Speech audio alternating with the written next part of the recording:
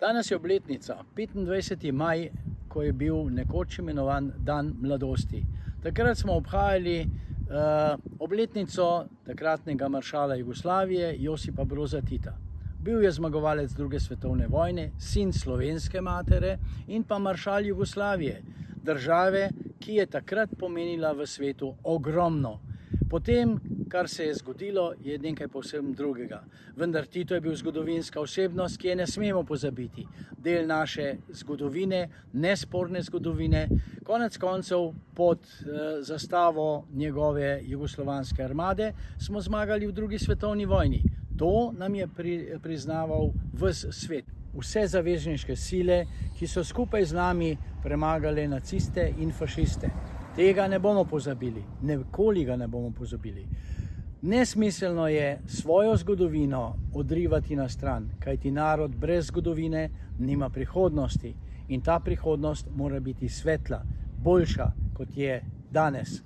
Ne smemo pozabiti, kaj se je dogajalo, in ne smemo pozabiti tistih, ki so nam naredili tisto, da smo lahko živeli toliko časa v miru in v razvoju.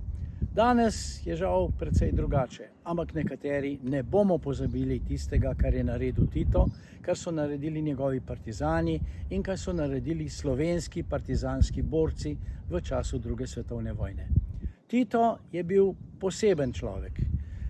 To je nekako tako kot veliko in močno zdravilo, ki sicer pozdravi glavne simptome, ima pa seveda tudi stranske učinke.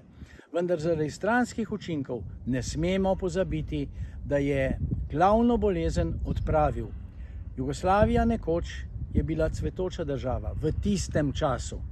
V tistem času res, da nismo imeli kave, nismo imeli kavbojk vsake toliko časa in olja, vendar kaj se dogaja danes v Evropi? Nimajo olja, nimajo hrane, nimajo ničesar. In mi gremo po tej poti. Zato ne pozabimo velikega maršala Jugoslavije Josipa Broza Tita in ravno zato danes v Žusterni na moji parceli odkrivamo njegov spomenik. Gospod Jelinčič, zakaj ste ga pa postavili ravno na to mesto? Treba je vedeti, da smo Slovenci izgubili Trst in Gorico.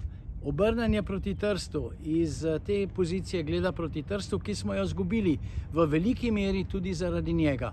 Naj ga tudi malo na oni strani drega, kaj bi lahko še Slovenci imeli. Zgubili smo velik del zaradi dogovorov z zavezniki in zaradi predhodnih dogovorov z Italijani.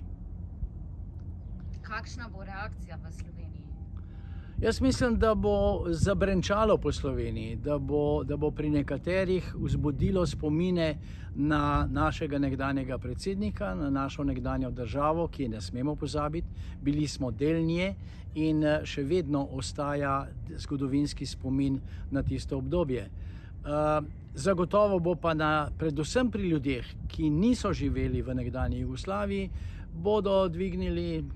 se bodo dvignili glasovi proti temu, kajti nekateri označujejo maršala Josipa Broza Tita za zločinca, kar je pravzaprav smešno. A bojo tudi Winstona Churchilla proglasili za zločinca, pa predsednika Roosevelta ameriškega za zločinca, pa De Gaulle'a za zločinca.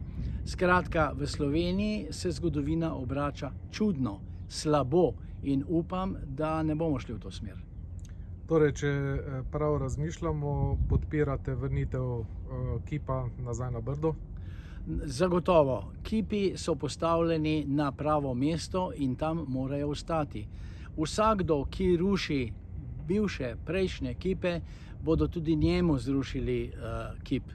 Vedeti je treba, da določeno obdobje, ki ga je zabeležil oziroma zaznamoval Josip Broz Tito, je trajalo od leta 1945, ne samo do leta 1980, ko je umrl, ampak vse do leta 1992. To obdobje je precej daljše kot obdobje naše osamosvojitve, ki traja zdaj cirka 30 let. In tudi naše osamosvojitve ne smemo pozabiti, ampak če bomo brisali prejšnje dogodke, nam bodo čez čas izbrisali tudi našo osamosvojitev.